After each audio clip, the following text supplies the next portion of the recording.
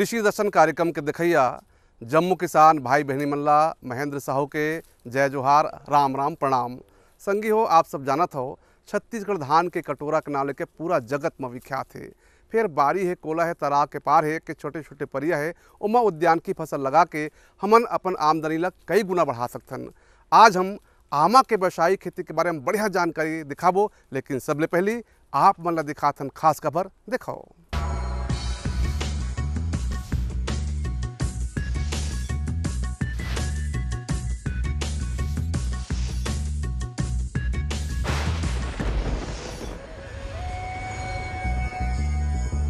अभी गर्मी का समय चल रहा है तो पानी का विशेष महत्व है।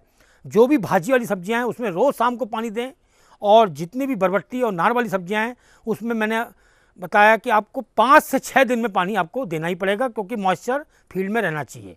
ये बिल्कुल ध्यान रखना है। और धूप से बचाव के लिए अगर संभव हो तो हरी नेट का प्रयोग भी कर सकते हैं। चाहे कोनो फसल हो, जमीन की तैयारी हा महत्वपूर्ण अपन योगदान देते। आमा के फसल घलों में कौन ढंग ले जमीन की तैयारी करना चाहिए, एक बारे में जानकारी आप लोग दिखाथन। जैसे आप देखेंगे कि आम की खेती के लिए भूमि का चयन में विशेष रूप से ध्यान देना बहुत ज़रूरी है, क्योंकि अगर ऐसी ज़मीन जहाँ पर लगातार पानी भरता हो या बरसात के समय 1-2 महीना या महीना 15 दिन पानी भरा रहता हो, ऐसी भूमि आम की खेती के लिए उपयुक्त नहीं होती। इसलिए किसान भाई ऐसी भूमि का आम की खेती के लिए चयन ना करें। और दूसरी बात ये देखें कि भूमि की गहराई कितनी है। कम से कम 7 से 8 फीट गहरा भूमि होना चाहिए। कई बार क्या है, नीचे पत्थर रहते हैं, पथरीली ज़मीन रहती है, तो उसमें आम का रोपण करने के बाद आम के पौधे का बढ़वार अच्छा नहीं हो पाता और उससे अच्छा उत्पादन प्राप्त नहीं हो पाता। अगर हमारी भूमि ऐसी ही है, पथरीली है, तो उसके लिए हमको कम से कम 7 से 8 फीट गहरा गड्ढा, करीब उतने ही लंबाई, उतनी ही चौड़ाई, उतनी ही गहराई का खोद के उसमें हम दोबारा मिट्टी भर के मतलब अच्छी मिट्टी भर के खेती भी कर सकते हैं।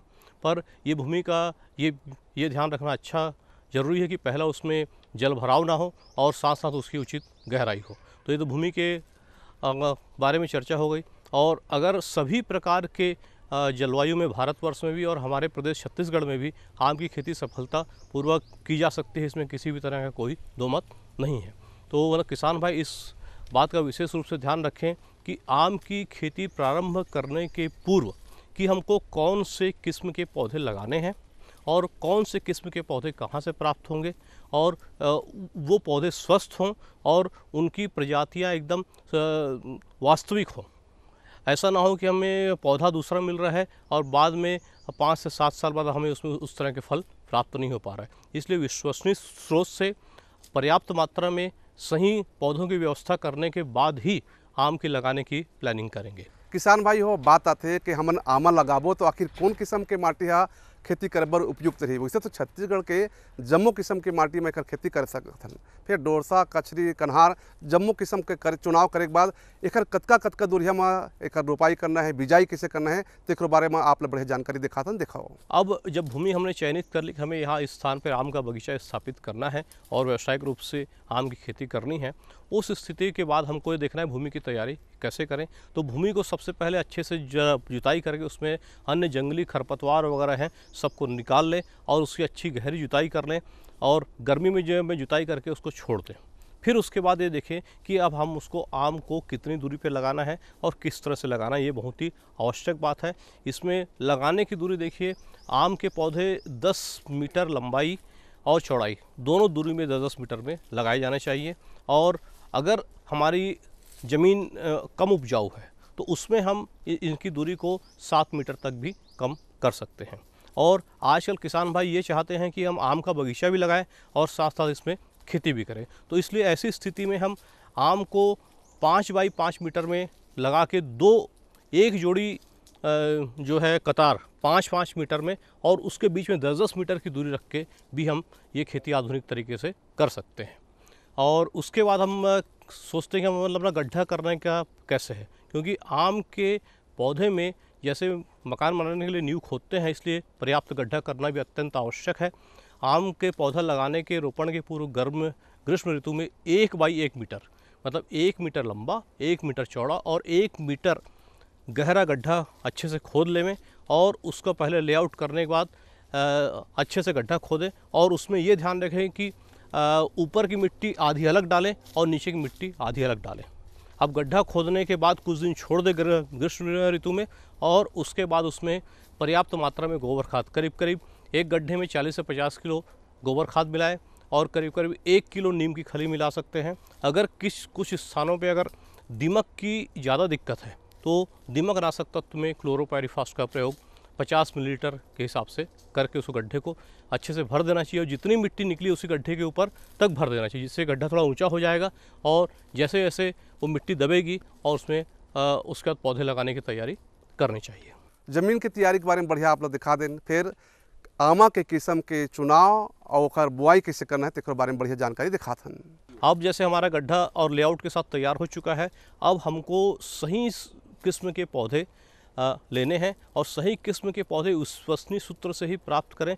जैसे हम दशहरी का पौधा लगा रहे हैं तो वो पौधा वास्तव में दशहरी का ही हो और उसके 5 से 7 साल में जब उसका भरण पोषण अच्छे से पालन पोषण कर लेते हैं तो उसके बाद अगर वो दूसरा किस्म का होता तो ये ठीक नहीं रहेगा। इसलिए विश्वसनीय सूत्र से ही पौधे प्राप्त करें और क्योंकि आम में मिश्रित किस्म का रोपण करना चाहिए, एक ही किस्म का रोपण नहीं करना चाहिए। जैसे आप मान लीजिए 100 पौधे आम के लगाना चाह रहे हैं तो उसमें से कम 25% पौधे अन्य किस्म का रोपण करें। जैसे कुछ किस्म मतलब अगेती किस्म हो, कुछ मध्यम हो और कुछ लेट किस्म हो, जिससे क्या है कि आम में परागण अच्छे से होगा और परागण अच्छे से होने से आपको अच्छा उत्पादन प्राप्त होगा। और साथ साथ आजकल आम में उन्नत किस्मों का शोध के द्वारा उत्पादन किया जा रहा है, जैसे जिसमें हर साल नियमित रूप से फलन प्राप्त हो सकता है।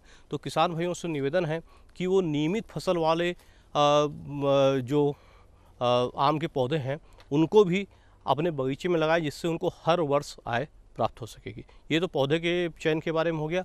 अब दूसरी बात ये देखें कि हम उसको कैसे लगाएं। पौधे को सावधानीपूर्वक परिवहन करके लाएं जिससे उसका मिट्टी का पिंड ना टूटे और जिस स्थान पे हमने गड्ढा बनाया था उसके बीचों बीच पौधे का रोपण करें और जितना पौधा पॉलीथीन में पहले से मिट्टी में दबा रहता है उतना ही दबाना है, उससे ज़्यादा को नहीं दबाना है और सीधे लाइन से उसका रोपण करें और अच्छे से पौधे को 4 दफ़े मिट्टी को दबा के उसको स्थिर कर दें और स्थिर करने के बाद उसमें नियमित रूप से हल्की सिंचाई करते रहें। तो ये तो अपने पौधे का रोपण हो गया और इसमें नियमित रूप से देखभाल करना अति आवश्यक है।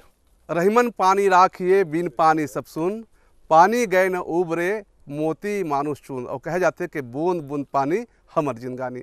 आमा के फसल घलों में जल प्रबंधन के बारे में जानकारी रखना बहुत जरूरी है। किसान भाइयों देखो ये कार्यक्रम के माध्यम से हमने अब नए पौधों का रोपण कर लिया है तो इसमें जल प्रबंधन का विशेष रूप से ध्यान रखा जाना चाहिए, क्योंकि नियमित रूप से हम उसमें हल्की सिंचाई करें, बहुत अधिक सिंचाई ना करें। और जल देखिए जो 2-3 विधि से किया जा सकता है। हम एक तो उनका थाला बना के हर पौधे को नाली से जोड़ दें तो उसमें एक जगह पानी छोड़ देंगे तो हर पौधे में धीरे धीरे पानी पहुंच जाएगा। इस विधि में पानी की मात्रा अधिक लगती है पर श्रम की बचत हो जाती है। दूसरी विधि है कि हम पाइप के द्वारा हर पौधे में थोड़ा थोड़ा पानी डालें और पाइप के मजदूर से आगे बढ़ते जाएं। और तीसरी विधि है हम टपक सिंचाई पद्धति। इसको भी अगर किसान भाई लगा लेंगे तो उनको शुरू में तो लागत अधिक लगेगी पर इसका लाभ अधिक होगा, क्योंकि उस पानी के साथ साथ हम उसमें पोषक तत्वों को भी ड्रिप सिंचाई के द्वारा प्रदान कर सकते हैं। आमा फसल में पानी के प्रबंधन के बारे में बढ़िया आप जानकारी जान चुके हो। अब आप मतलब दिखाथन ये संदेश देखो। मेरे साथ बोलो ए बी। अरे नादान, बच्चे को एबीसी सिखा रहा है। अरे काम धंधे की एबीसी तू कब सीखेगा? ये देख विज्ञापन।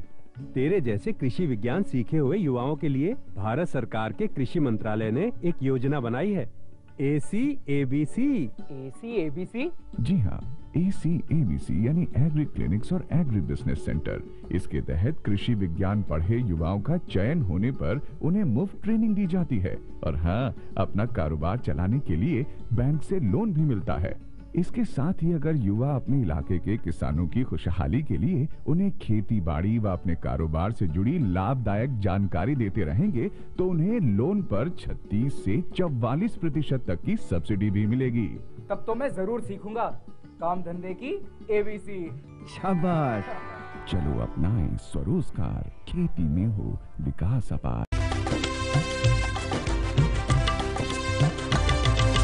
सहकारिता के बल पर विकास के लिए उठे कदम, जन सहकार की ताकत लेकर आगे बढ़ते जाएं हम। जन जन ने इस क्रांति में है विश्वास जगाया, हम सब ने मिलकर विकास का परचम है फहराया।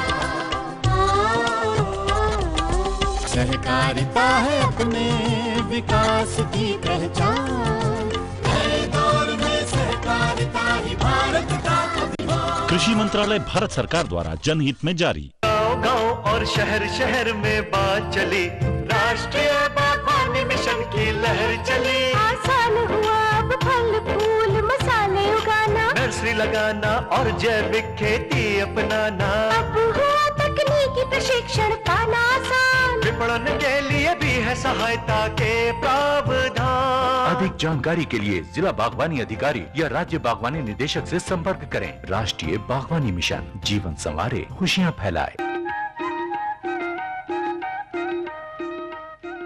चाहे कोनो फसल होए, आप सब जानत हो, जैसे हम लगाथन और पल्लो करथन तो ओकर संगे संग आनी बानी के गुरु है, कांद है, दूबी है, खरपतवार है जाम जाथे। एकर नियंत्रण करना बहुते जरूरी थे किसान भाइयों। यही क्रम में आमा के फसल लाभ लगा रहे तो निंदाई गुड़ाई के संगे संग खातू माटी के व्यवस्था कैसे करना है, अवा एक कार्यक्रम के माध्यम से देखा था। जैसे हम पौधा आम का लगाते हैं तो मुख्य रूप से पहले हमको अपनी मिट्टी का परीक्षण करा लेना चाहिए। अगर हम किसी कारणवश मिट्टी का परीक्षण नहीं करा पाए हैं तो हमको एक सामान्य मात्रा में पौधे को तत्व प्रदान करने चाहिए। तो अगर मिट्टी का परीक्षण करा लिए हैं तो हमारा उससे विशेष लाभ होगा। लाभ तो ये होगा कि हमारी खाद की लागत कम हो जाएगी और जितनी आवश्यकता है उतनी हम देंगे।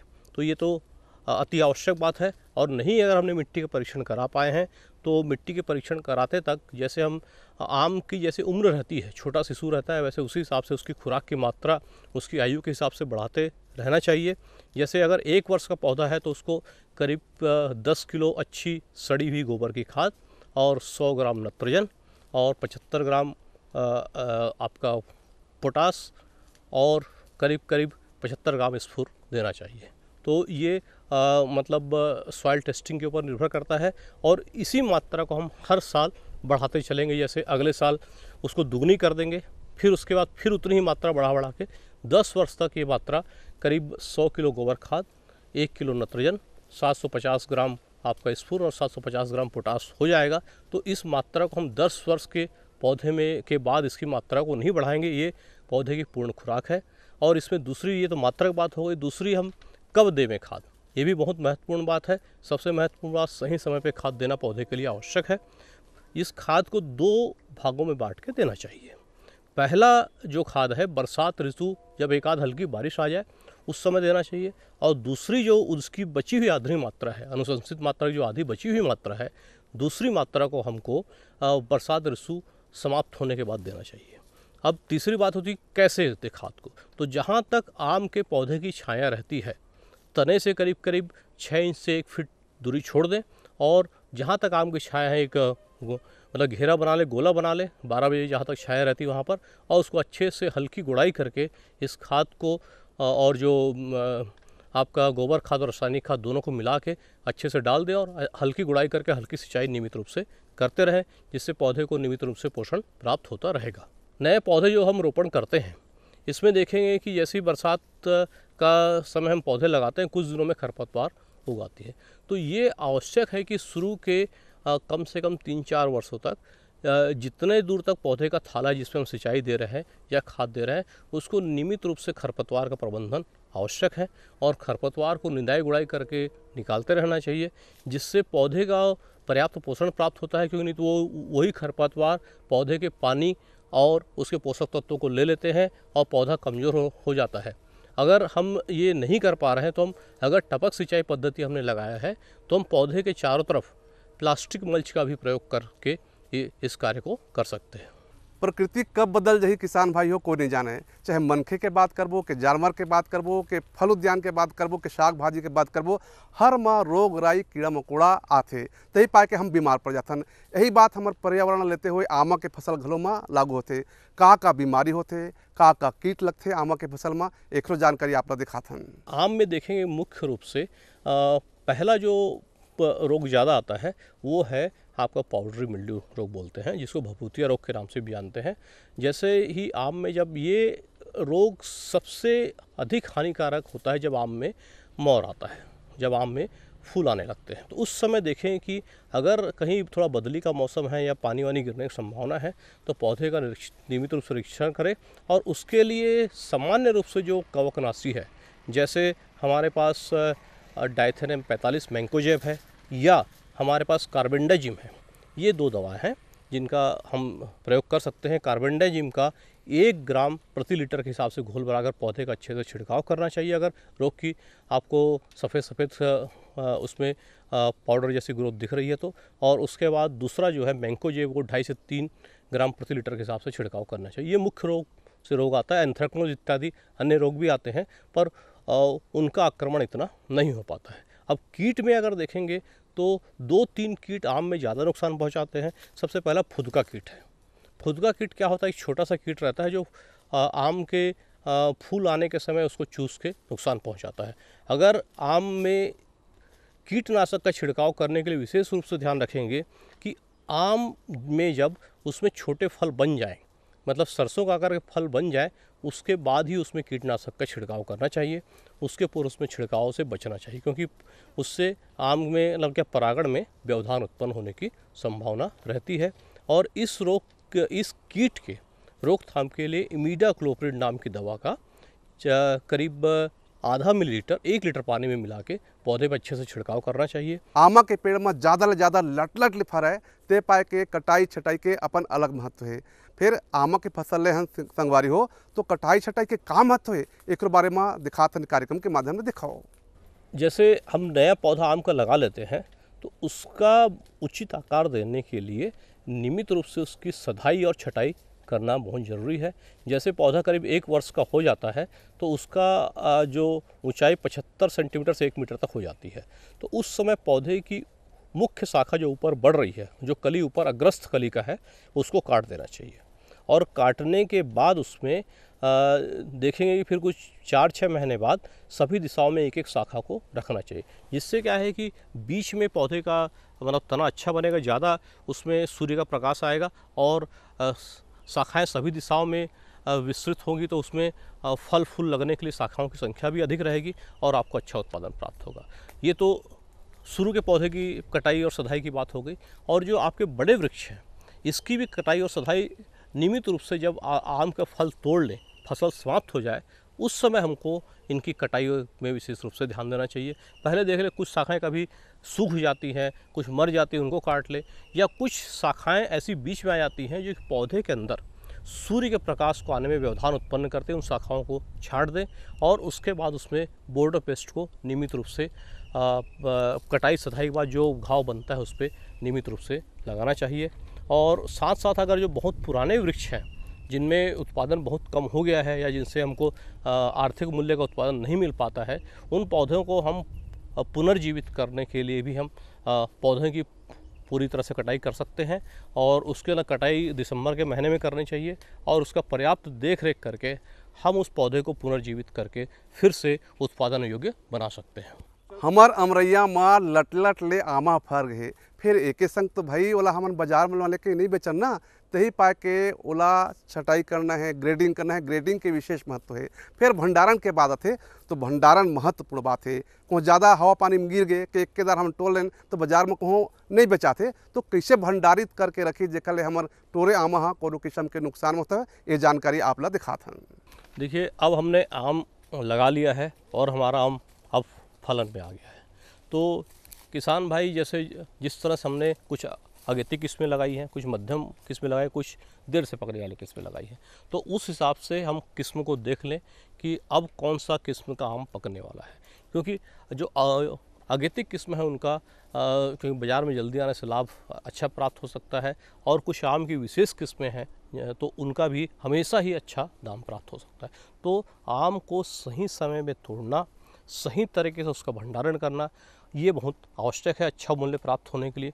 पहले आम को देख लें कि आम क्या पकने की स्थिति में है कि नहीं। अगर आप देखेंगे उसके हिसाब से आम पकने की स्थिति में आ जाता है तो आपको देखने से मालूम पड़ जाएगा कि ये आम अब पक रहा है। अगर आपको उसको पूर्ण रूप से आप संतुष्ट होना चाहते हैं कि आम अभी पूर्ण रूप से परिपक्व हो चुका है और हम इसको अगर भंडारित करेंगे तो ये पक पाएगा कि नहीं पक पाएगा, इस विधि की टेस्टिंग के लिए आप कुछ आम तोड़ें और एक बाल्टी या टब में पानी लें और उस आम को डाल दें। तो आप देखेंगे कि जो आम पानी में डूब के तले में चले गया है, तो ये मान लीजिए कि ये साधारण सा परीक्षण है कि हमारी आम की किस पक के तैयार हो गई है। अगर हम इसको तोड़ के सही भंडारण करेंगे और पकाने के लिए इसका सही उपचार करेंगे तो ये आम अच्छा पक जाएगा और उसमें अच्छा स्वाद भी और सुगंध भी प्राप्त होगी। चूहक ले जा बाबू, चूहक ले जा भैया, चूहक ले जा जी, चूहक ले जा, चूहक ले जा संगी, आमा नदिया कछार के चूहक ले जा। और आमा जब चूहकबो तो निश्चित रूप ले हमार मन हाँ गुनगुना लगते संगवारी हो, मन हाँ आनंदित हो जाते। और आनंदित के बात करबो तो हम आप मन ला परोसथन ये सुघर लोकगीत देखो।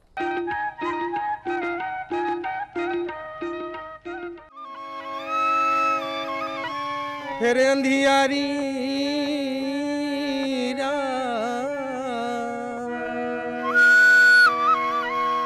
उन्नी के चंदा गोरी न देखे, सुन ले गोरी मोरे बात, मटकावत रेंगे टूरी बसती माँ,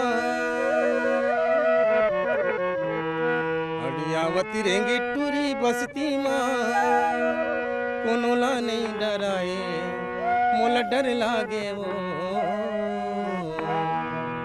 तोर जवानी मोला डर लागे, मोला डर लागे वो, तोर जवानी मोला डर लागे।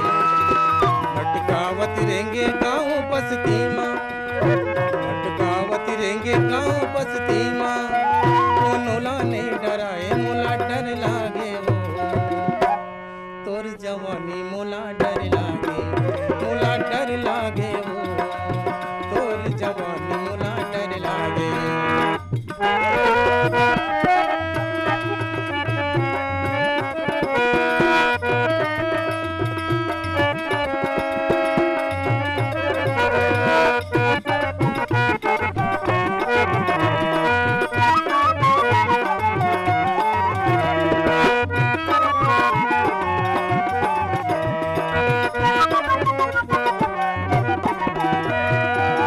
आँखी के काजर तोर सावन के बादल, आँखी के काजर तोर सावन के बादल, लहराई लुगराओ उपनत है सागर, लहराई लुगराओ उपनत है सागर, लहराई लुगराओ उपनत है सागर।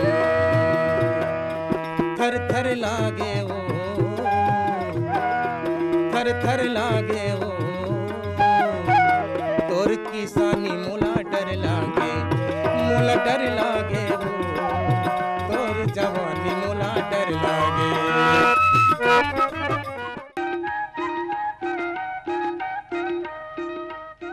तो संगवारी हो, आमा फसल के व्यावसायिक खेती कौन ढंग ले हमर किसान भाई मन कर सकत है। आज के कार्यक्रम में हम प्रयास करें कि आपो मन आमा लगा के अपन किसानी मतलब बाड़ी कोला और खेत पार ले आप मन रोजगार पहा, इसे हमला भरोसा है। आज के कार्यक्रम कैसे लगी चिट्ठी पत्री लिख के आप मन खचित बताओ। हमार पता ला तो आप मन जानबे करत हो ना, हमार पता है कृषि दर्शन कार्यक्रम द्वारा केंद्र निदेशक दूरदर्शन केंद्र शंकर नगर रायपुर छत्तीसगढ़। पिन नंबर है 492007। सोमवार ले शुक्रवार तक ठीक 5:30 बजे आप मन हमार कृषि दर्शन कार्यक्रम देखे बर झनिज भुलाहू और चिट्ठी पत्री खचित लिखे हो। एक संग हमर जाए के भी रहोगे। जय जोहार, राम राम।